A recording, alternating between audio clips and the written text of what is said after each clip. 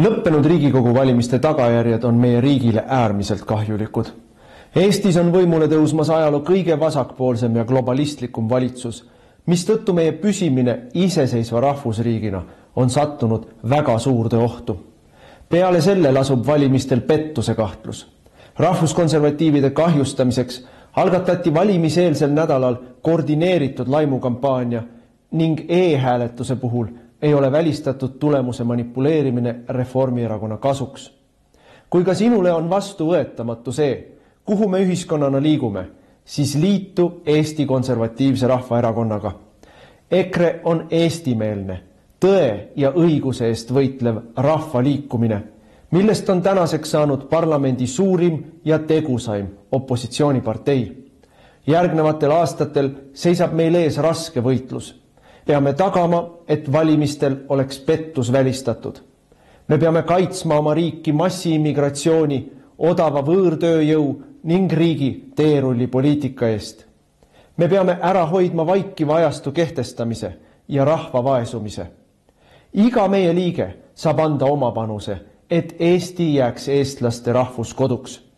Mida rohkem meid on, seda tugevamad me oleme. Erakonnaga liitumise juhendi leiab veebilehelt ekre.ee. Eesti eest.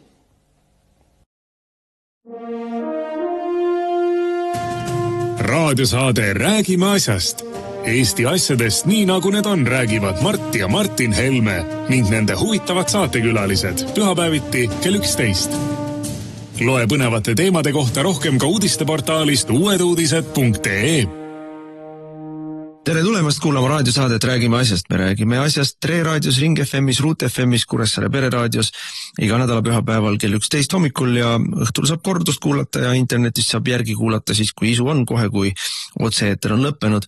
Nüüd oleme stuudios Mart Helme ja mina Martin Helme kahekesi ja meil on täna siis terve hulk teemasid, mida me hakkame konservatiivide vaatevinklist teiega läbi arutama. Esimene on jätkuvalt tuleb rääkida sellest Vene varilaevastiku Jaguarist, mis meil eelmisel nädalal oli ka teemaks, aga nüüd on uut infot peale tulnud ja pilt on veel koledam, kui me arvata võisime Eesti riigi käitumise seisukohalt. Teine teema on, valitsus nüüd otsustaski ära avada odavtööjõu immigratsiooniväravad, rääkides meile sinna juurde sellest, kuidas meil on vaja spetsialiste, kes teevad Eesti rikkaks. Tegelikkus on täpselt vastupidine. Ja kolmandaks räägime laiemalt korruptsioonist. See korruptsioon on liberaalse režiimi korruptsioon, seda me näeme Rumeenia valimistel, Poola valimistel, me näeme seda Eestis seoses süvariigi või prokuratuuri tegevusega või ka põhiseaduslike institutsioonide tegemine. Korruptsioon ei ole ainult raha, aga raha on ka, kui me vaatame siis seda, mismoodi reformierakondlased on avastanud uue lollide maa, kus paned raha mulda ja rahapuu hakkab kasvama, siis selle rahapuu nimi on riigikaitsetööstus. Rail Balticust jääb väheks ja tuulikutest ilmselt ka. Aga asja juurde, Jaguari loo kohta me tegime arupärimise kõigepealt peaministrile. Mul on küll kahtlane tunne, et peaminister venitab sellega vastamisega nii kaua kuni võimalik ja siis läheb Riigikogu suvepuhkusele ehk istungjärk saab läbi ja siis septembri teises pooles tuleb meile rääkima siis mullusest lumest. Aga septembri teises pooles võib olla maailmas täiesti teine olukord ja võib-olla ongi sõda juba. Ma ütlen selles mõttes see kõik mullune lumi, et see, meie küsimused on, kes otsustas, kes vastutab, kuidas oli kooskõlastatud, missugune oli riskianalüüs, kas seda riskianalüüsi on võimalik näha. See kõik on, muutub järjest rohkem irrelevantseks. Aga me tegime selle eest siis korduvalt küsimusi infotunnis, mis on mõnes mõttes dünaamilisem ja ajaliselt vahetum formaat Riigikogu töös ja me saime 3 küsimust sisse, siia ma teen sellise õela vahemärkuse, et infotunnis tehakse Riigikogu pressiteenistuse poolt iga kord ka siis selline kokkuvõte või pressiteade, et mida räägiti ja kes mida arvas ja nädalast nädalasse on lugu selline, et need teemad, mis meie tõstatame, pressiteates kajastust ei leia, lihtsalt ei leia. Pole tähtis see, et Eesti oleks äärepealt sõtta sattunud. Pole tähtis see, mis me räägime maksudest või mis me räägime seal immigratsioonist, ükskõik millest, korruptsioonist, et ikka leitakse mõni Keskerakonna või sotsi küsimus, ma ei tea, maaelu teemal, mis ma ei väida, et on ebaoluline, aga mis ei ole tegelikult selle 2-tunnise infotunni keskne tuumikteema olnud. Aga meie küsisime kolm erinevat küsimust, mis tähendab, et kokku saime 6 küsimust ja küsisime nii Pevkurilt kui küsisime Michalilt ja päris masendavad vastused tulevad. Esimene ja oluline vastus on see, et ma küsisin, et kes selle eest vastutab. Ja sisuliselt ütles meile Michal, et Kaitseväe peastaap otsustas seda ja Kaitseväe juhataja andis heakskiidu sellele ja siis nad kaasasid sellesse piirivalveameti ja valitsust üldse ei olnudki vaja selle kõige jaoks. Ehk siis meil on Kaitseväe peastaabi ülem, meil on politsei ja piirivalve ülem, kes sisuliselt otsustavad minna sõtta Venemaaga. Sest et see oli see, mis eelmisel nädalal juhtus, me olime millimeetri kaugusel sõjast Venemaaga. Vene lennukid olid Eesti territoriaalvete kohal, Eesti õhuruumis ja olid võtnud sihikule meie Kaitseväe osaks oleva mereväe laeva ja piirivalve osaks oleva kopteri. Et selles olukorras me olime eelmisel nädalal, ise läksime ja oleks äärepealt käivitanud sõja Venemaaga ja see ei olnud mitte valitsuse otsus, ammugi mitte Riigikogu otsus, vaid see oli siis tuli välja, et Kaitseväe peastaabi ja Kaitseväe juhataja ja piirivalve ja politsei ja piirivalveameti peadirektori, siis nemad otsustavad meid, kas Eesti jääb alles või ei jää alles, läheme Venemaa tükkideks tegema ja põlvili suruma või ei lähe. Et selline totaalne süüdimatu vastutuse mitte kandmine valitsuse poolt on esimene suur teema, mis tuli ikkagi Riigikogu infotunnis välja, et ei Pevkur kaitseministrina ega Michal peaministrina ei võtnud mingit poliitilist vastutust selle eest, mitte mingit poliitilist vastutust selle eest ei võtnud ja lõpuks pressimise peale ütlesid, et ei loomulikult me olime kursis. Aga et kas nad andsid korralduse, kas nad kooskõlastasid, kas nemad andsid sisuliselt olid selle asja taga või mitte. Tegelikult pandi tanki siin praegu mundrimehed ja mundrimehed rõõmuga, innuga läksid Venemaad põlvili suruma. Mis siin on ikkagi tähelepanuväärne on see, et kui see asi ju tuli mitte Eesti meedia kaudu, vaid hoopiski rahvusvahelisest meediast jõudis ka meie meediasse, siis oli ju peataolek, nii nagu meil Eestis ikka. Tulid erinevad signaalid, üks rääkis ühte, teine rääkis teist, kolmas ei teadnud üldse asjast mitte midagi justkui. Aga siis tulid jutupunktid ja mis on muidugi tähelepanuväärne on see, et kui meil see kolmapäevane arupärimise aeg oli, ilmusid ilusti kenasti Riigikokku ka ajakirjanduse esindajad TV3 ja Kanal 2 ja nagu ühest suust ühesuguseid küsimusi esitama, ühesuguseid inkrimineerivaid, meid just nagu halvas valguses näitavaid küsimusi. Kas siis Vene varilaevastik või tohigi torkida? Kas siis Eesti ei tohigi kaitsta oma territoriaalmerd? Kas Eesti ei pea seisma selle eest, et merealune infrastruktuur terveks jääks? Ühesõnaga, et see laev ju eskorditi välja Eesti vetest. Ei vasta tõele, ükski nendest asjadest ei vasta tõele. See oli see, mida meile Pevkur hakkas seletama ju täpselt samamoodi lihtsalt tuima näoga Riigikogu seal valitsuse loožist ütleb, et eskortisime Eesti vetest välja. Vabandust, laev ei olnud Eesti vetes. Eesti territoriaalvetest ta ei ole kunagi olnud, vastupidi. Eesti operatsiooni eesmärk oli ta eskortida ehk suruda. Ta püüdis meile selgeks teha veel kangekaelselt, et majandusvöönd on ka territoriaalmeri. Ei ole. Majandusvöönd ei ole territoriaalmeri. Majandusvöönd on rahvusvaheliste lepingute järgi on riikidel majandusvöönd, mis annab siis õiguse seal näiteks kala püüda või mis annab ka kohustuse näiteks õlireostuse puhul siis on sellel riigil seal mingisugune suurem vastutus, aga majandusvöönd, et kõigil oleks absoluutselt selge, majandusvöönd on rahvusvaheline vesi. Rahvusvaheline vesi. Seal kehtib rahvusvaheline mereõigus, seal ei ole Eesti mereõigus, Eesti seadused. Seal ei saa dokumente kontrollida Eesti piirivalve, see on rahvusvaheline vesi. Ja Pevkur lihtsalt raiub. Mis me siin vaidleme? Ei olegi midagi vaielda, Pevkur. Sa valetasid puldist tuimalt Riigikogule ja üritada avalikkusele jätta muljet, et laev oli meie territoriaalvees. Ei olnud. Ta oli rahvusvahelises vees. Ja teine, mis nad ütlesid, et rahvusvahelises vees meil oli ka õigus minna kontrollima. Vastab poolest saadik tõele. Ülimalt piiratud olukordades on Eestil õigus saata üks ohvitser pardale, kontrollima teatud dokumente, teatud kindla kahtluse puhul, kusjuures meil ei ole räägitud, mis see kindel kahtlus oli, eks ole, on võimalik saata üks kahtlus oli, et ta võib kahjustada mingisugust kaablit.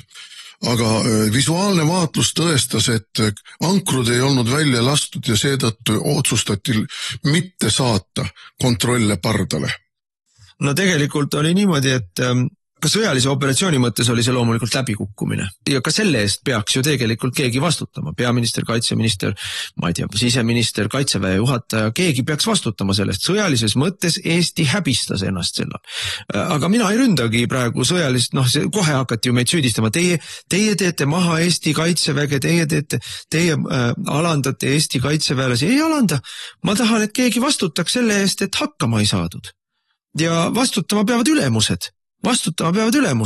Kas see on kaitseväe peastaabi ülem või see on kaitseväe juhataja või see on kaitseminister, leppige omavahel kokku, kes siis seda asja otsustas ja siis me saame ka öelda, kes vastutab. Aga praegu peidetakse ju meil vastutuse eest peidetakse ennast ära.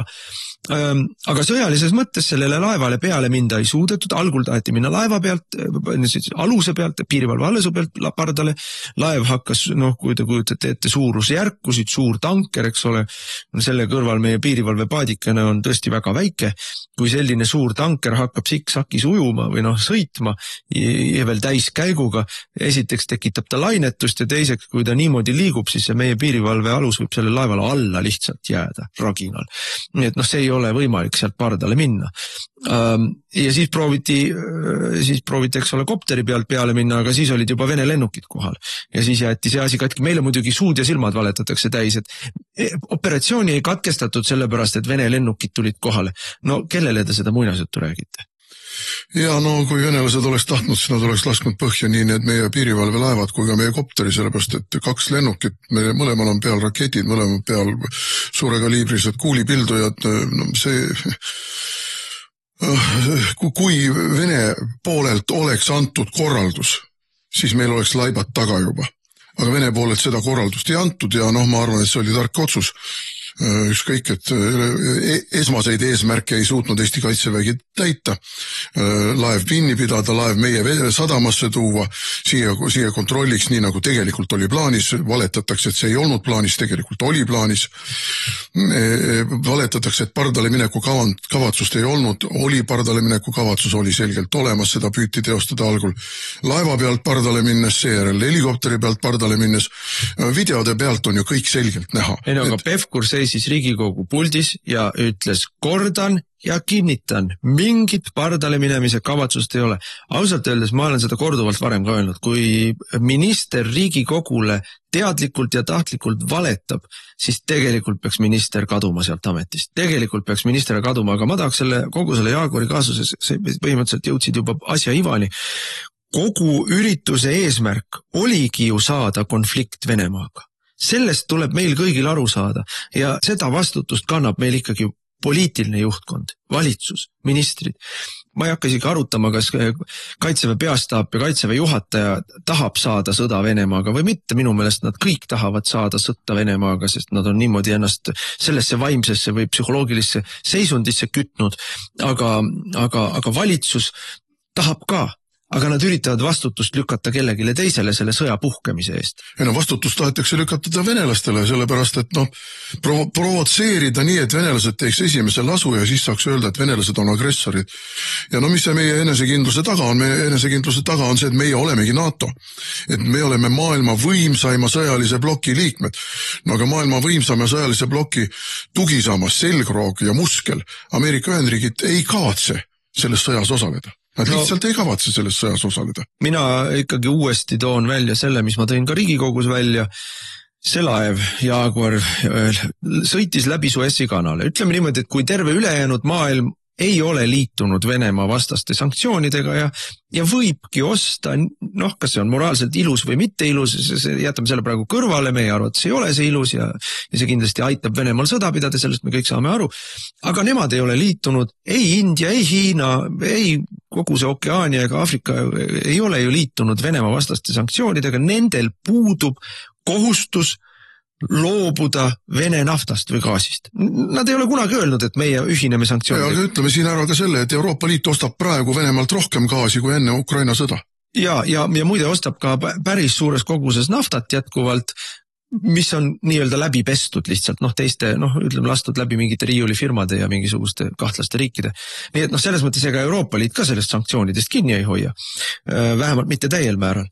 Aga kuni Suessi kanalini seilas see laev nendel meredel, kus on need riigid, kes ei ole ühinenud sanktsioonidega ja kellel puudub üldse igasugune soov, huvi või neid absoluutselt ei huvita see, kas see laev on varilaevastik või ei ole. Nii, Suessi kanalist sõitis läbi. Kuhu ta jõuab?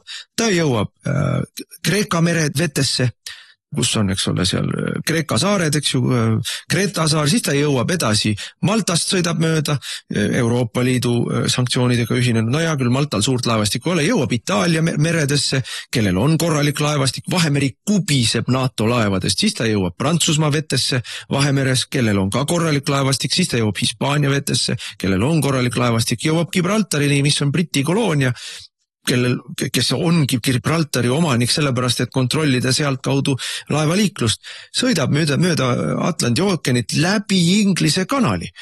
Inglismaa on liitunud ja on pannud ta ei ole küll Euroopa Liidu liige, aga ta on liitunud sanktsioonirežiimiga ja on konkreetselt selle laeva pannud sanktsioonide nimekirja, aga laseb läbi Inglise kanali sellel laeval sõita, ei takista teda. Siis ta jõuab Taani väinadesse, ka ei takista, siis ta sõidab Rootsist mööda, ka ei takista, siis jõuab ta Eestisse, kes siis mõni jupikene maad ennem seda, kui laev jõuab Vene vetesse, otsustab siis kõikidest neist teistest tühised mõttetud sõjaliselt võimetud riigikesed, kes lasid selle laeva läbi sõita enda vetest. Vot siis nüüd Eesti näitab eeskuju, kuidas tuleb Venemaa tükeldada ja põlvili suruda. Vot meie nüüd näitame, kuidas päriselt sanktsioone rakendades ja läheme siis seda laeva kinni pidama. Endal ei ole laevastikku lahinguvõimelist, endal ei ole õhuväge lahinguvõimelist, aga vaat kus lähme? Et see ei ole adekvaatne käitumine, isegi kui meil vaidluse huvides võime korra, ütleme niimoodi, et Eestil võis olla õigus kontrollida dokumente. See, et meil on õigus, ei tähenda, et me seda tegema peaks. Kõikidel teistel riikidel oli ka see õigus. Nemad ei läinud seda laeva torkima, sest nemad on otsustanud, et nemad ei taha saada kuuma sõjalist vastasseisu või konflikti Venemaaga ja erinevalt Eestist neil ei ole piiri Venemaaga ja erinevalt Eestist neil on merevägi ja õhuvägi. Ja vale on ka see, et laev eskorditi välja Eesti vetest või üldse, et seda laeva eskorditi. Ei, seda laeva ei eskorditud. See laev jätkas sõitmist, lisas kiirust ja meie mereväe pähklikoorekesed lihtsalt võisid seal kõrval või taga või ees või kuskil. Eskorti pakkus neile Vene lennuvägi. Aga venelased ju näitasid kohe ära ka, kui Sillamäe sadamast välja sõitnud laeva arestisid, sest vaadake, seal on niisugune lugu, et küsimus on selles, et jah, teoreetiliselt võiks Sillamäe sadamast välja sõita ka niimoodi, et ei minda Venemaa territoriaalvetesse.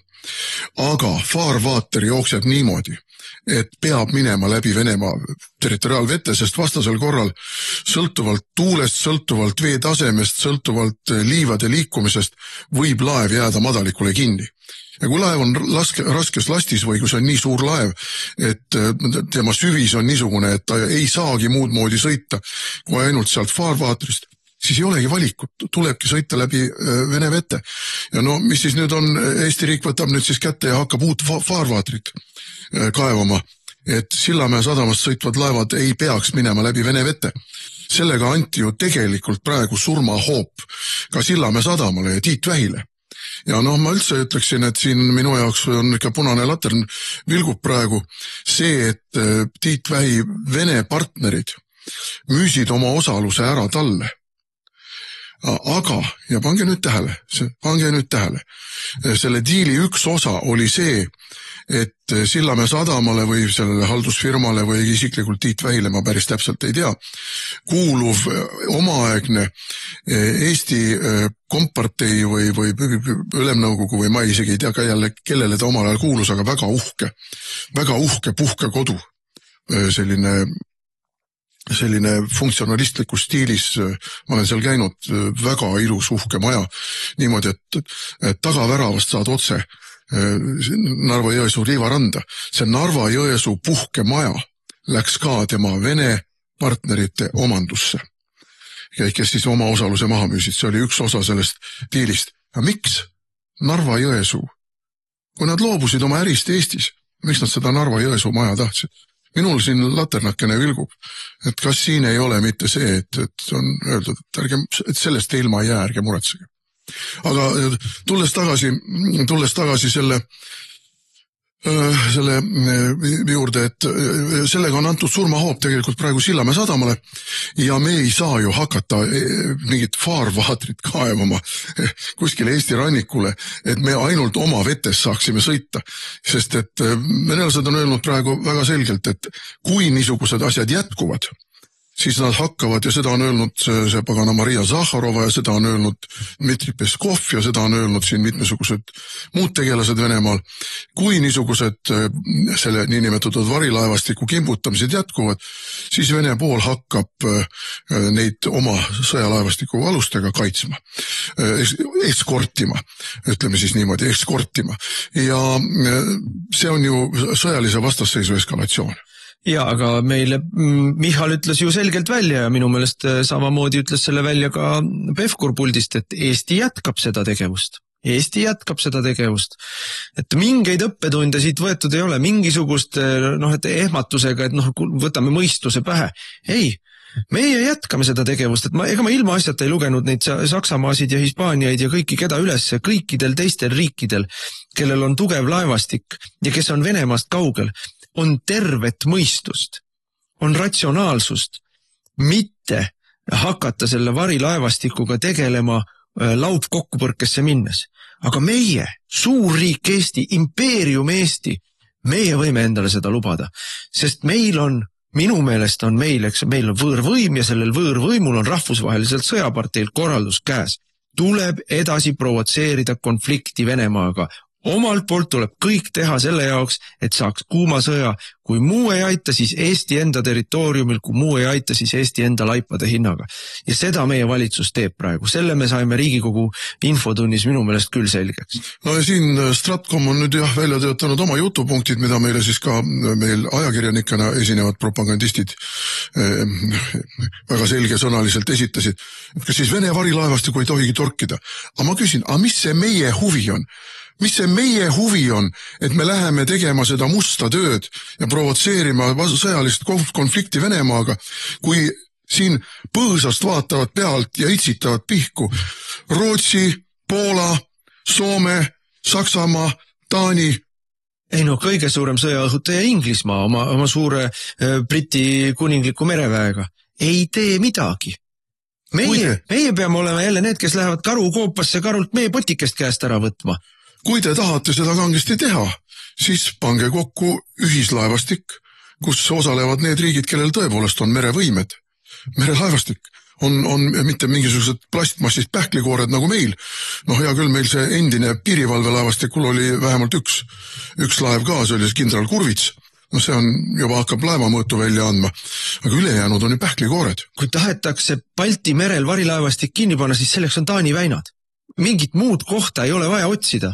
Aga nüüd on tulnud meile ju Läänemerele Prantsuse luurelaev ja see on nüüd järgmine samm, kuna Eesti tõestas mustvalgelt ja siin ei ole vaielda absoluutselt mitte midagi, et meil ei ole mingit võimekust. Martin Herem võib rääkida, et võimekuse taha asi ei jäänud. Martin Herem tahtis Peterburi ka pommitama. Ja Martin Herem lubab siin Peterburi vallutada ja Pihkva vallutada ja ma ei tea, metsavendade sõda pidada ja ma ei tea kõike.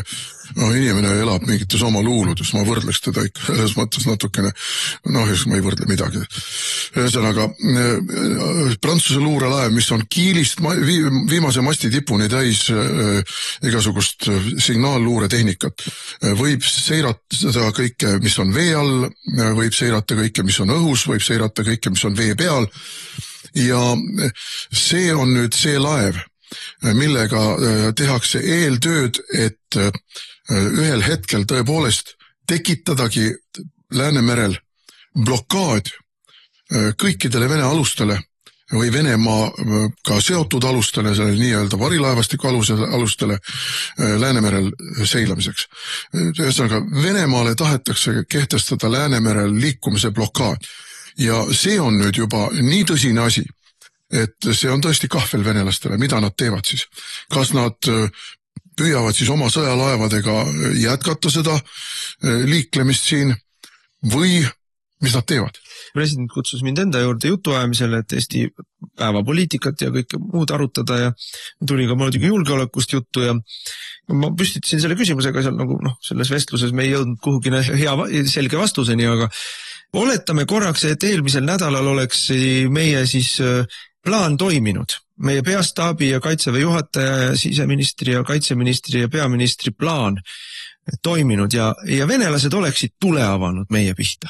Meie kas kopteri alla lasknud või meie laevad alla lasknud või pannud sellele Jaaguarile oma meeskonna peale, kellega oleks läinud tulevahetuseks siis meie üksusel, mis seda Jaaguarit üritas siis, kuhu oleks, kui nad oleksid pardale läinud näiteks. Ja oleks tulevahetus puhkenud. Oleks olnud reaalne tulevahetus Venemaa ja NATO riigi üksuste vahel.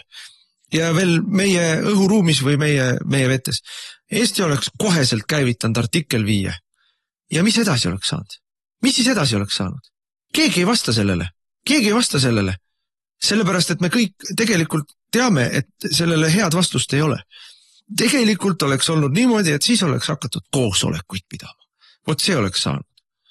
Ja oleks hakatud mingisuguseid resolutsioone tegema ja kell uuesti tiksuma pandud ja mis siin kõike me kõik teame seda jaburat, deliirset, reaalsusest irdunud iba, mida meie Stratcom meile räägib.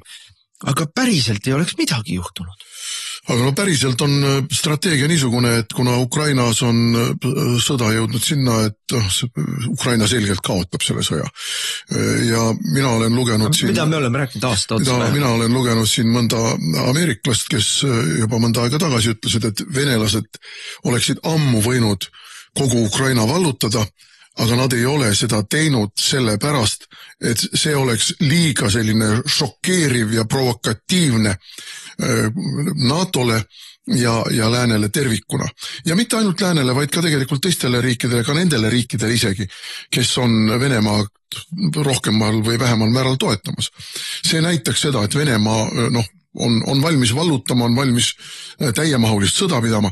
Seda venelased ei taha. See puht PR-i, propagandistliku ja ühesõnaga teatud niisuguse diplomaatilise tasakaalukuse ja loogika seisukohast võttes nad ei taha seda.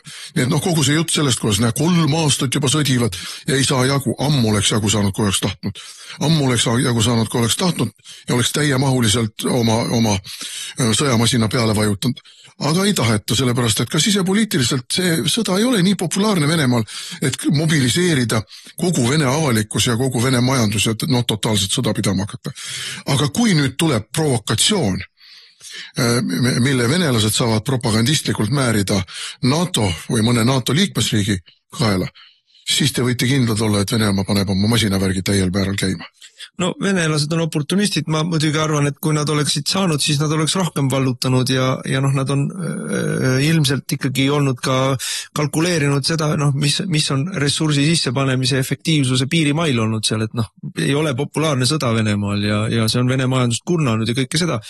Aga me kõik teame, venelased on oportunistid, kui neile pakutakse kandikul võimalust kelleltki midagi ära võtta, siis nad alati võtavad. Ja minu meelest Eesti tänane valitsus kindlate käte jutuga pakub kandikul võimalust. See on see sama valitsus, kes tegi Kaja Kallase pereäri, käis Venemaaga sel ajal, kui kõigile teistele sanktsioonidest loekuid peeti. See on see sama Michali valitsus, kes siin tegeleb mingisuguste sisepoliitiliste kõiki teisi putinistideks sõimamisega, aga praegu teeb tööd selleks, päev-päevalt teeb selliseid samme, mis loovad olukorra, kus Venemaa saab meile kallale tulla ja meid ära võtta. Ja ma küsin, kas te töötategi Kremli heaks või kelle heaks te töötate, kulla Reformierakond ja süvariik? Te ju loote praegu olukorda selleks, et Venemaa tuleks meile kallale ja võtaks meid naksti ära. Sest ma ütlen ka selle eelmise nädala juhtumine ajal, et oleks siis tulistatud ja me oleks käivitanud paragrahv 5, siis oleks kõik teada saanud, kas NATO on olemas või ei ole olemas. Ja see, mida me täna teada oleme seoses Ukrainaga, on see, et ameeriklased nüüd on helistanud, eks ole, Trump rääkis pikalt Putiniga, Trump rääkis Zelenskiga, rääkis Euroopa erinevate riigijuhtidega. Sõnum on väga lihtne. Venelased ei lõpeta, ameeriklased ei sekku, saage ise hakkama. Ja meie lähme ikka edasi rinnaga peale, nagu oleks Kamala Harris võitnud Ameerikas valimised. Ei võitnud. Et selles mõttes, see on rahvusliku huku valitsus, mis meil praegu võimul on ja kiiremas korras tuleb välja vahetada. Sellist seisu isegi, ei avalikkuses olevat ärevusfooni meil ei ole. Ega parlamendis meil ei ole sellist seisu, sest pooled opositsiooniparteid ju põhimõtteliselt toetavad seda poliitikat, mida Michal ajab. Et me oleme jätkuvalt katastroofikursil praegu ja seda kinnitas Michal meile üle, et nemad jätkavad, sama poliitikat jätkavad. Raadiosaade Räägime asjast. Eesti asjadest nii nagu need on, räägivad Mart ja Martin Helme ning nende huvitavad saatekülalised pühapäeviti kell 11. Loe põnevate teemade kohta rohkem ka uudisteportaalist uueduudised.ee. Jätkame saadet, saate nimi on Räägime asjast ja pöörame nüüd pilgu ühele sisepoliitilisel teemale, mis minu meelest on täpselt samamoodi Kremli huvides töötamine ja see on Eestisse massiimmigratsiooni käivitamine. Nüüd Keldo viis valitsusse ja valitsus kiitis heaks ja see jõuab varsti Riigikogusse siis seaduseelnõu, mille kohaselt Eestis lõdvendatakse veel tööjõu sissetoomise reegleid ja suurendatakse kvooti. Eestis on välismaalaste seaduses on olemas kvoot, sisserändekvoot, mis ütleb, et 0,01% rahvastikust tohib aastas tulla sisserännet. See on 1350 inimest umbes. Ja see kvoot on selline propagandistlik teema, sest et fakt on see, et sellele kvoodile on tehtud terve rida erandeid.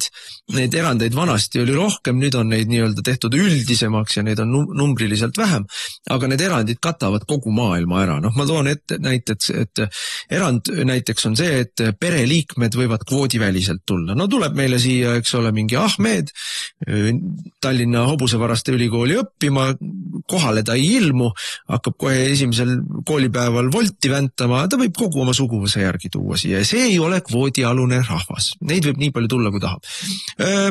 Seesama või Ahmedi sõber Ibrahim tuleb kuskilt meile siia Hobusevaraste ülikooli, ei käi päevagi koolis, läheb kohe tööle. Teda katab ära näiteks IT erand, sellepärast et IT erand ka kvoodi alla ei lähe, kui sa jälle hakkad Bolti sõitma, siis see on IT ettevõte ja võid rahumeeli IT erandiga kvoodi väliselt saada. Ja kui siia tuleb näiteks, ma ei tea, siin mingisugune suvaline inimene kuskilt tontiab kust maailma otsast, eks ole, Vietnamist, teadustööd tegema. Tuleb ka ülikooli õppima, siis teadustöö tegemine on ka kvoodi alt väljas.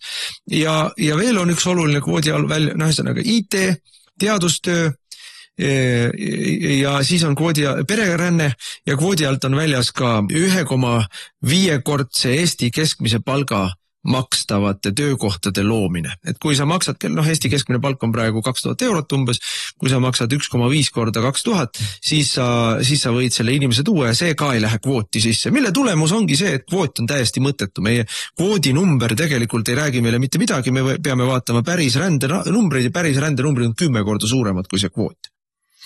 Ja no, sa räägid siin Ahmeditest ja Ibrahimidest, aga tegelik mass tuleb meil ju slaavlaste näol. Tegelik mass tuleb meil ju endisest Nõukogude Liidust. Venelased, tõsi küll, praegu nii massiliselt siia ei tule, nagu nad vahepeal tulid. Neid tilgub siia, aga tilgub ka tagasi, aga noh, meie õnnetus on muidugi see Ukraina. See on see slaavlaste mass, need on ju kõik venekeelsed. No mis vahet mul on, kas ta on Ivan või on ta Serhi või on ta Oleksi või on ta Aleksei, no ausalt, mul ei ole mingit vahet. Mingit vahet ei ole, ta räägib siin vene keelt, ta käitub siin vene mustrite kohaselt, ta on võõrkeha siin, ta võib küll olla teile mingisugusele ettevõtjale odav tööjõud, aga tegelikult on ta Eesti venestaja ja Putinile ja Putini kogu propagandale ja sellele Vene maailmale vundamendi laduja. Kusjuures ma tahan seda ka veel siia alati kõigile tuletada meelde, et enamik neist inimestest, keda meil siin nii-öelda ukrainlaste nime all riiki on võetud ja neid on 100 000 olnud, rohkem veel, on pärit ju sõjapiirkonnast ehk siis sellest nii-öelda Ida-Ukrainast või ka sealt Krimmi poolt ja see on kõik ju venekeelne olnud ja need on Putini-meelsed inimesed. Jah, neil on Ukraina pass taskus, aga neil on vene keel ja neil on vene süda ja see on Eesti venestamine.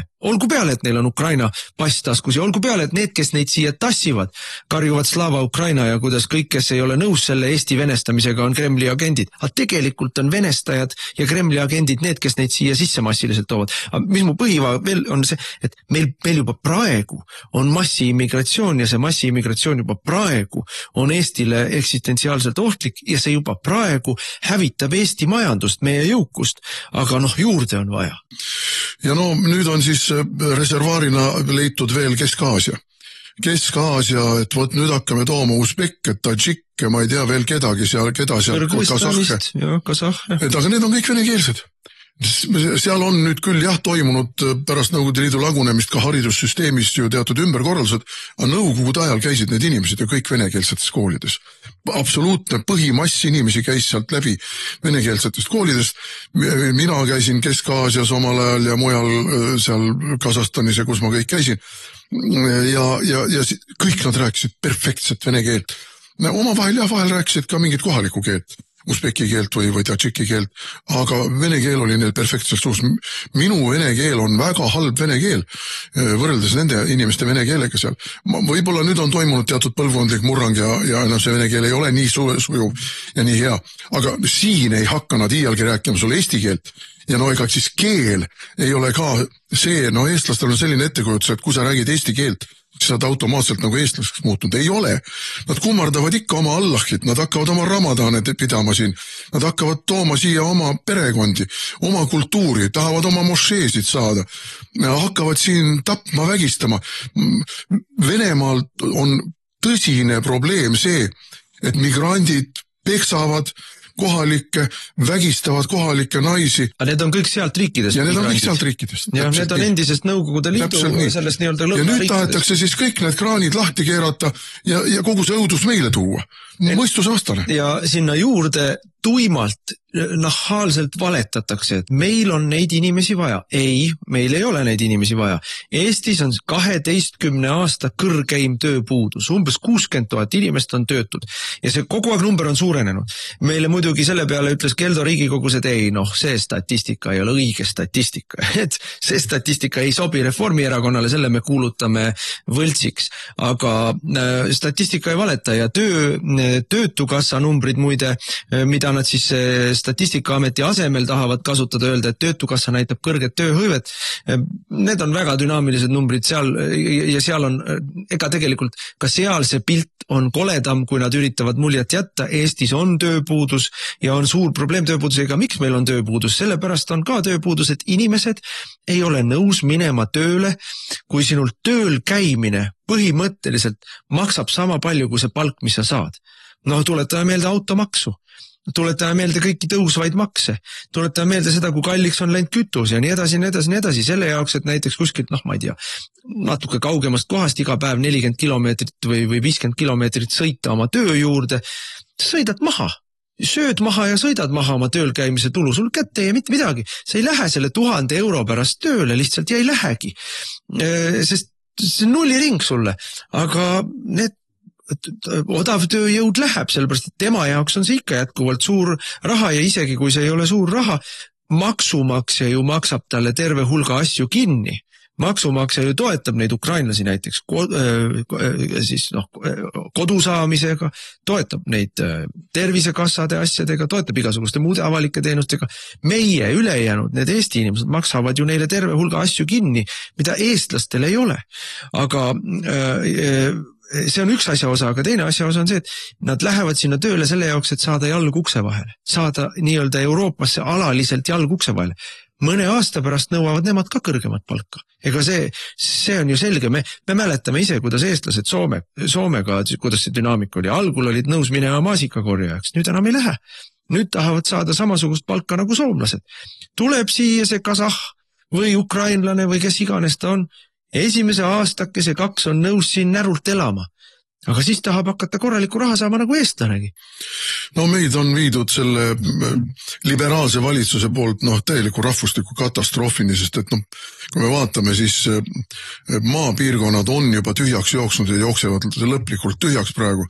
Veel inertsist on, kui tulla näiteks Haapsalu poolt, Pärnu poolt sõita õhtul kuskil kella 6 paiku, 6-7 paiku sõita Tallinna poole, siis tulevad lõpmatud autokolonnid tulevad vastu. Need on need inimesed, kes käivad nendest maapiirkondadest, need samad kuskil 50-60 kilomeetrit Tallinna raadiuses käivad siin tööl ja nüüd nad pärast tööpäeva lõppu sõidavad koju. Olles oma ostud teinud ära siin kuskil Tallinna supermarketites, mis jäävad väljasõidu tee peale, nad ei käi enam ka kohalikus poes, sellepärast et ongi mugav enne koju jõudmist siin poes läbi käia. Ja meil maaelu lihtsalt on välja surnud ja sureb veel, see viimanegi sureb välja. Nätikesed, mutikesed on need viimased, kes seal ringi tatsavad. Kui on mõned kohad, kus on veel mingisugust kohalikku ettevõtlust, siis see on ju ka kõrgete energiahindadega poolest saadik välja suremisele määratud. Mõni jääb võib-olla ellu, aga enamik ei jää ellu. Ja tuletame meelde seda nõukogudeaegset laulu, kui Tallinna ja suuremate linnade ja Ida-Virumaa massiivne venestamine toimus. Siis oli veel selline rahvusele hinge kosutav ja lootustandev laul Kuni elab su küla. Aga meil küla ei ela enam. No aga valitsuse poliitika on ju süstemaatiliselt suunatud sellele, et regionaalpoliitiliselt elu välja suretada. Jälle tuletan meelde automaksu, jälle tuletan meelde kallid energiahindasid, kütusehindasid, kõrgemaid tarbimismakse. Tuletan meelde rohepööret, mis tapab ära põllumajandust, täiesti selgelt ja süstemaatiliselt tapab ära põllumajandust. Tuletan meelde rohepööret, mis tapab ära metsandust. Kõike seda tehakse ju erilise õela raevukusega. Aga ma tahtsin veel, Keldo on teine räige vale veel, mida tuleb ka ikkagi väga selgelt ümber lükata. Keldo räägib, et me hakkame Eestisse tooma spetsialiste ja meil on vaja neid spetsialiste, et Eesti majandus hakkaks kasvama, sest et meil ei ole neid spetsialiste ja siis me toome need spetsialistid ja siis Eesti ettevõtted saavad hakata paremini eksportima. Tegelikkus on täpselt risti vastupidine. Kui me toome riiki odav tööjõudu ja see on see, mida nad tahavad tuua riiki odav tööjõudu, et saaks eestlasele öelda, sinu palka ma vähendan, muidu ma võtan ukrainlase. Või saaks eestlase öelda, sorry, sind ma koondan, sest ma võtan asemele 2 ukrainlast, kes teevad mulle sama raha eest ära 2 korda rohkem tööd. Et see on odav tööjõu riiki toomine. Mida teeb odav tööjõud majandusega? Aastal 2012 oli Eesti tööjõu tootlikkus Euroopa Liidu keskmisest 84%. Me nii-öelda rügasime järgi sellele Soome ja Saksa rikkusele, mida me nii kangesti endale eeskujuks seame ja mis tõepoolest ongi innustav, tahaks ka sama hästi elada. 84%. Siis Taavi Rõivas avas 2016. aastal oli esimene suur immigratsiooni väravate avamine just nimelt selle sama tööjõu vajaduse jutuga ja hakati riiki tooma renditööjõudu, hakati riiki tooma odav tööjõudu ja loomulikult, kui sa võtad võõrkeelse, madala haridusega, tatistava, plätitava tüübi endale objektile tööle, ükskõik mis see objekt on, kas sa paned ta kuskil restoranis alla kööki või sa paned ta kuskil põllu vahele midagi toimetama, siis loomulikult tema tööviljakus on kehvem, kui on haritud ja korralikult palgaga kinni makstud töötajal. Ja tööviljakus Eestis on langenud, tänaseks päevaks on see kukkunud 84%-lt 70%-le. Mida see tähendab? Tööviljakus on tegelikult see, mis on rikkuse kasv ühiskonnas. Rikkuse kasv tuleb tööviljakuse kasvust. Et senikaua, kuni tööviljakus ei kasva, senikaua me ühiskonna sees keerleb ikka kogu aeg üks ja sama hulk raha. Ta jaguneb ümber inimeste vahel ja ettevõtete vahel, aga see on üks ja sama hulk. Tööviljakus lisab raha ühiskonda. Et mida kõrgem on tööviljakus, seda rohkem tuleb raha ühiskonda juurde ja sealt on veel omakorda mehhanismid, kuidas me siis seda juurde tulnud raha ühiskonnas jagame. Tänane maksupoliitika on see, et seda raha jagatakse nii-öelda ülespoole ettevõtjatele ja nendele, kellel juba on raha. Seda teeb meile käibemaksutõus, seda teeb meile tulumaksutõus, seda teeb meile ka see odav tööjõud, mida odavam tööjõud, seda kasulikumal on ettevõtte omanikul, et ta jagab seda raha ülespoole. Aga kui sul on tööviljakus kasvab, siis jaguneb seda raha rohkem ja kui sa veel maksude ja muu regulatsiooniga teed niimoodi, et see oleks ka töötaja poole kaldu, siis ta jaguneb allapoole ka töötajatele ka. Aga seda praegu meeleheitlikult tahetakse ära hoida. No ühesõnaga, Eestit sõna otseses mõttes see valitsus hävitab. Rahvusriik Eestit enam ei eksisteeri. No teda ei eksisteeri ka ju sellepärast, et siin on see ideoloogiline võitlus rahvusluse vastu ja kogu see, mis meie oleme, me olime natsid omal ajal, eks ole. Russofoobsed natsid ju. Ja nüüd me oleme siis putinistid. Et kogu see niisugune ideoloogiline idiotism, mis siin on ruulinud, mis on siis eestikeelsele haridusele üleminek.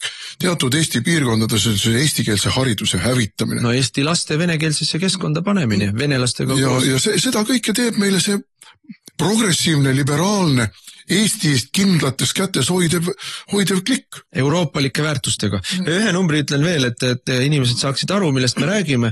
See on tänavapildis ka tunned. Ükskõik, kas sa oled Kuressaares või Pärnus või Võrus või Viljandis, aga Tallinnas on see pilt muidugi eriti õudne. Statistikaameti andmetel vahemikus 2019 kuni 2023 Eestisse püsivalt elama asunud inimeste hulk 97 000 ja selle numbri sees ei ole tagasi rännanud eestlased, vaid need on uued inimesed. Nüüd 97 000 on siis see, mis on tulnud sisse, aga saldo, osad neist on ära läinud, siis saldo on 68 000. Siin ei ole nüüd eelmise aastate statistikat juures ja selle juurde tuleb ka öelda, et kui algusaasta on 2019, siis tegelik plahvatus toimus 22. aastal, kui algas Ukraina sõda. Aga juba ennem seda oli rändesaldo positiivne. Mäletate võib-olla, kuidas meie üritasime valitsuses olles oma immigratsioonipoliitika, tegimegi seaduse muudatuse, mis ju teisele lugemisel isegi jõudis ja siis valitsus kukutati, et kus me proovisime mitte lihtsalt takistada sisserände kasvu, vaid me tahtsime sisserände tagasi pöörata. Ja üldiselt sisserände numbrid läksidki alla meie ajal. Saldo oli veel positiivne, aga numbrid läksid juba alla. Ja siis, kui tuli Kaja Kallas, siis absoluutselt kardinaalne teine tagurpidi käik ja plahvatuslik massiline sisseränne ja põhinumbrid loomulikult tulevad slaavi riikidest. Ja siia lisame veel ka selle, et samal ajal anname me ära oma suveräänsust Euroopa Komisjonile kogu aeg. See on ka tendents, mis on Reformierakonna võimule tulekuga süvenenud, kiirenenud. Kõik, mida Euroopast tuleb, mis piirab meie ise otsustamise õigust, puudutagu see ükskõik mida, sisserännet, makse, rohepööret, kõike. Kõik läheb ära eurooplastele otsustada, kõik läheb direktiivi alla, direktiivid otsustavad meie eest, direktiivid tallavad jalge alla meie suveräänse otsustusõiguse selles suhtes, keda me siia laseme, keda ei lase. Ma muide teen ühe väikse kõrvalepõike. Gruusia, mis on nüüd siis venemeelseks riigiks meil tembeldatud. Gruusia parlament tegeleb praegu sellega või tegeles juba, ma ei tea, mäletate, kas ta juba kiitis heaks sisserände piiramisega Gruusiasse. Aga kusjuures põhjus on ka väga lihtne. Just nimelt Ukraina sõja ajal põgenes Venemaalt Gruusiasse väga suur hulk venelasi, kes peitsid ennast sõjaväekohustuse eest. Või üldse dissidendid või mida iganes, ja gruusiinid olid hirmus hädas, plahvatuslikult kasvanud venelaste sisserändega Gruusiasse. Nii et see sama siis meil venemeelseks putinistlikuks kuulutatud Gruusia valitsus tegeleb täna jõuliselt sellega, et vähendada venelaste hulka riigis või vene immigratsiooni Venemaalt. Nii et see kõik näitab, milline skisofreeniline, valelik, küüniline, abitult rumal on meie Stratkomi propaganda. aga ühe numbri jälle, ei saa ilma numbriteta jälle, üks number veel, et meil oli, riik kuulutas juba mitu aasta tagasi, et meie eesmärk on Eesti rahvusvahelist konkurentsivõimet, majanduslikku konkurentsivõimet suurendada. Keldo räägib ka sellest, kuidas me suurendame, et meil on spetsialiste vaja, siis me suurendame oma konkurentsivõimet, suureneb eksport ja siis meil rikkus muudkui kasvab. Tegelikult meil just nimelt selle immigratsiooni tõttu, odavtööjõu immigratsiooni tõttu on meie konkurentsivõime langenud ja langenud drastiliselt, et me olime seal kuskil teismelistel punktidel, seal ma ei tea, 11 koha peal ja me oleme kukkunud 33 peale ja jätkame kivina kukkumist ja kui me nüüd suurendame seda tööjõu immigratsiooni, siis kukume veelgi. Aga ma lõpetuseks ütlen midagi muud. Viimasel ajal on hästi palju meil meedias kogu aeg sellest, kuidas toimub mingisugune petturlus ja arvutite kaudu siin petetakse inimestel raha välja ja mingil muul moel petetakse inimestelt raha välja. Kullakesed, see on selle immigratsiooni tulemus. See on selle sama odavtööjõu sissetoomise tulemus. Sulisid, kaabakaid, pettureid, karjade kaupa olete toonud siia nii Ukrainast kui kuskilt mujalt. Raadiosaade Räägime asjast. Eesti asjadest nii nagu need on, räägivad Mart ja Martin Helme ning nende huvitavad saatekülalised pühapäeviti kell 11. Loe põnevate teemade kohta rohkem ka uudisteportaalist uueduudised.ee. Jätkame saadet, saate nimi Räägime asjast ja asjast räägivad Mart Helme, mina Martin Helme, meil viimane lõik ka veel vaja ära rääkida, ehkki aja oleme juba lõhki rääkinud. Tahtsime rääkida korruptsioonist ideaalses liberaalses maailmas. Liberaalne maailm on liberalistide meelest ongi ideaalne, kõik on hästi, mitte kunagi ei ole midagi halvasti peale selle, et siis need tagurlased, paremäärmuslased, Putini käsilased tahavad kogu aeg kõike ilusat ära rikkuda. Aga tegelikult on vastupidi, et tegelikult on see režiim üdini korrumpeerunud, nii nagu ideoloogilised fanaatikud ikka korrumpeeruvad, sest et ideoloogia on tähtsam kui see, kas asjad toimivad. Et ikkagi homolipu lehvitamine on tähtsam kui see, kas päriselt ka mingid asjad toimivad või mitte või ütleme, Ukraina lipp pannakse peale ja siis, kui sa midagi julged kritiseerida, maksutõuse näiteks, siis Jürgen Ligi ütleb, et sa oled Putini käsilane. Et see ideoloogiline kramp on sisuliselt loodud selle jaoks, et tampida maha või häbimärgistada igasugune ratsionaalne arutelu, aga ka igasugune kriitika võimulolijate suhtes. Ja selline süsteem saabki ainult korrumpeeruda. Me Eestis näeme seda korruptsiooni nii rahalises mõõtkavas, kui me näeme seda ju ka institutsioonide korruptsioonina, aga korraks hüppame Rumeeniasse. Rumeenias olid presidendivalimised eelmisel nädalavahetusel. Kõik küsitlused ennustasid, et võidab siis nii-öelda establishmendi vastane parempopulist, nagu teda nimetati, Simion. Ja siis üllatus, kõigi aegade kõige suurem valimisaktiivsus oli ja rumeenlased tulid appi sellele nii-öelda Euroopa-meelsele kandidaadile ja rekordnumbrid, kui valijaid tulid välja ja hääletasid siis tema vastaskandidaadi poolt. Mul ei ole isegi vaja uudise paragrafist järgmist allapoole lugeda. See on ju selge, et seal toimus valimiste võltsimine. Ja see, mis Eestis toimub, on muidugi veenev kinnitus sellele, mille kohta öeldakse, et võim korrumpeerub alati ja absoluutne võim korrumpeerub absoluutselt. Meil sisuliselt on Reformierakonna ainuvõim. See, et seal on mingi Eesti 200, seal oli mingisugune sotside seltskonnakene virvendas, kes püüdis ka sealt oma palakesi välja õngitseda kogu selle korruptsiooni. Nüüd Läänemets teatas, et nad on valmis minema uuesti valitsusse. Ja, sellepärast, et korruptsioonisupist on oma lihatükikesed vaja kätte saada ju. Aga korruptsioon ei ole ainult raha. Ja ma vaatasin siin Soome televisioonis oli muide hiljaaegu sattusin peale kanalit klõpsides, kui üks korruptsioonispetsialist selgitas, mis asi on korruptsioon laiemalt võetuna ja selgitas ära mustvalgel selle korruptsiooni, mis on meil Eestis. See on institutsionaalne korruptsioon, see on seaduste tõlgendamine võimu huvides, see on opositsioonile ja nii-öelda režiimi vastastele ühtede standardite kehtestamine ja võimule teiste standardite kehtestamine. See on kogu riigi aparaadi surve peale panemine igasugusele teisiti mõtlemisele. See on teatud ideoloogia kuulutamine ainuõigeks, sest see ideoloogia teenib võimulolijate huve. See on täpselt sõna-sõnalt kõik see, mis on Eestis toimunud.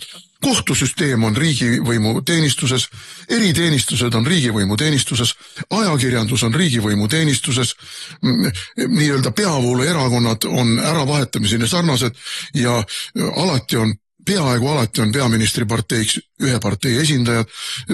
Kõik on täpselt nii, nagu selles kirjelduses ja loomulikult preemiaks on see, et saab riiki varastada karistamatult. Miljardites. No ma toon näite sellest institutsionaalsest korruptsioonist. Poolas olid ka presidendivalimised, küll esimene voor, Rumeenias oli teine voor. Ja vahetult ennem Poola presidendivalimisi siis tegi Poola luure, mitu korda tegi avalduse, et nad on väga mures, et venelased sekkuvad valimistesse konservatiivide huvides. No see näitab täpselt ära, kui korrumpeerunud on luure seal. Et see luure tegelikult ju tegeleb valimistesse sekkumisega. Mitte venelased ei tege, no võib-olla venelased ka sekkuvad, kes neid teab, aga luure asi on seda ära hoida. Aga luure tegelikult sekkus ise valimistesse, pannes häbimärgi külge ühele kandidaadile, teades ise samas väga hästi, et selle kandidaadil pole mitte mingit pistmist venelastega, vastupidi, ta on väga raevukalt vene vastane. See konservatiivne kandidaat kindlasti ei saa mingit abi venelastelt, aga luure tuleb välja ja ütleb, et meil on ikka andmeid, mis näitavad, et saab abi. Ja sellega mängib, eks ole, siis ühiskondlikku arvamust tema vastaskandidaadi režiimi truu teenri huvides. Et see on ka korruptsioon. See on ehe korruptsioon ja me näeme seda Eestis muidugi, prokuratuurist ei ole üldse mõtet rääkida, enam korrumpeerunumaks minna ei saa, kui see on. Ja, aga minul on ikkagi väga selge arusaamine sellest, et vene luured, need on mitu, tegelikult toetavad neid liberaalseid võime, sest need liberaalsed võimud laostavad rahvusriike, need liberaalsed võimud laostavad tegelikult oma rahvusriikide majandust ja Vene eriteenistused ei ole absoluutselt huvitatud rahvuslaste toetamisest, sest rahvuslased teeksid kõike vastupidi. Ja seetõttu ongi, need on ju Vene propaganda jutupunktid, süüdistada neid niinimetatud paremäärmuslasi venemeelsuses. Tegelikkus on vastupidine. Tegelikkus on selline, et paremäärmuslased tahavad oma rahvusriike, mis ei ole ei Ameerika, ei Euroopa Komisjoni, ei Moskva hüpiknukud, aga need, kes on praegu võimul, need on kas Brüsseli või Londoni või varasemalt ka Bideni Ameerika hüpiknukud, aga nende võimudega, Londoniga, Washingtoniga, Brüsseliga on venelastel ju kogu aeg jooksvalt konsulteerimine, kokkuleppimine, vastastikused järeleandmised, seda me lubame teil teha, seda me ei luba teha, selle puhul me hakkame omapoolseid vastuoperatsioone. Luured nii töötavadki. Ja mina ütlen, et Reformierakond on kõige suurem Vene esinduse erakond Eestis, mida võib üldse ette kujutada. Ja, aga siin tuleb ka korruptsioon mängu. Kuidas siis sai Vene luure või kuidas saab Vene luure endale käsilasi Eesti poliitikas? Ikka korruptsiooniga, ikka rahaga. Tuleme tagasi webfondi juurde, tuleme tagasi rahapesu juurde, tuleme tagasi 10 miljoni dollari afääride juurde, see kõik korruptsioon. Tuleme tagasi tuulikute äride juurde, tuleme tagasi Rail Balticu äride juurde, see on kõik korruptsioon. See korruptsioon on see võti, millega sa saad need inimesed enda kasuks töötama.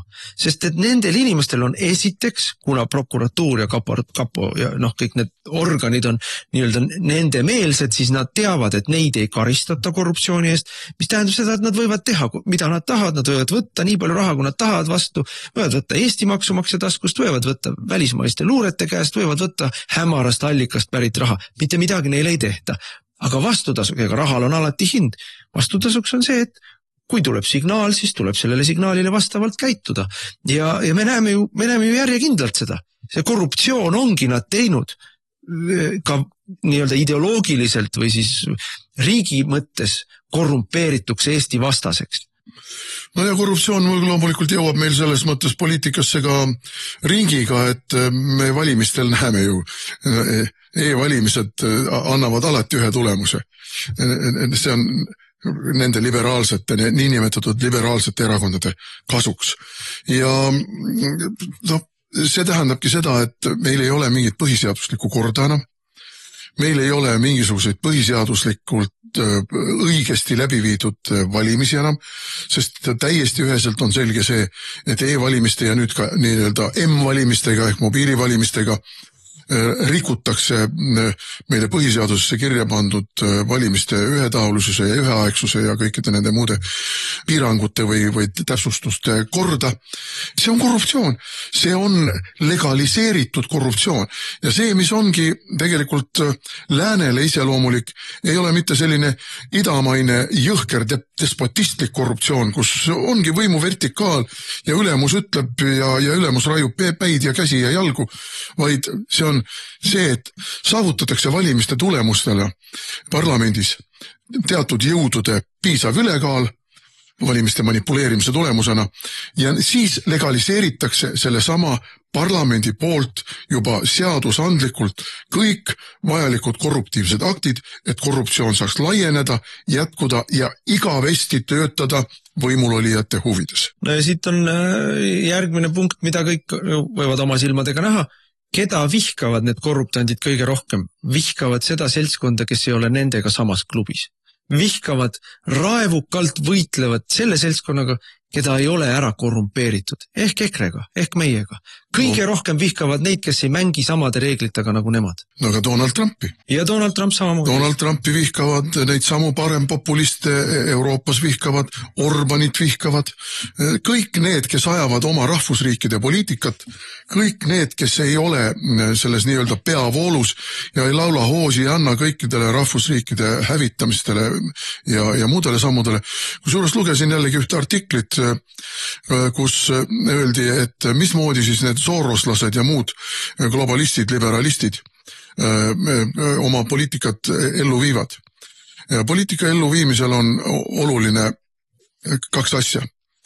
Üks on noorsoo moraalne laostamine. See on meil suurepäraselt toimub. Lugege meie elu 24 ja lugege meie mingisuguseid kollaseid lehti ja üldse kogu see homo, transu, muu propaganda. Ja teine, ja see on nüüd seesama, millest me rääkisime ka immigratsiooni teema juures, on rahvusliku identiteedi lammutamine. Ja kui me nüüd vaatame, mis Eestis on toimunud, need kaks rahvusriikide hävitamise sammast on ju perfektselt Eestis üles ehitatud.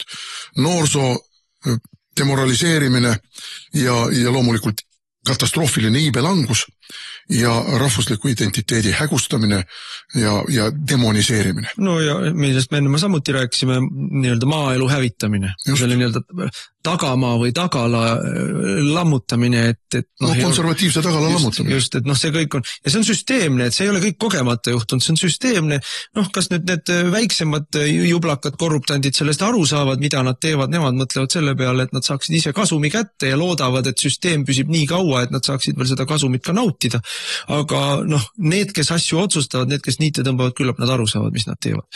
Meie saame ka aru, mis nad teevad, sellepärast me nende vastu võitlemegi ja üks osa sellest võitlusest on need nädalased saated, kus me neid asju lahti seletame inimestele ja lohutan kõiki.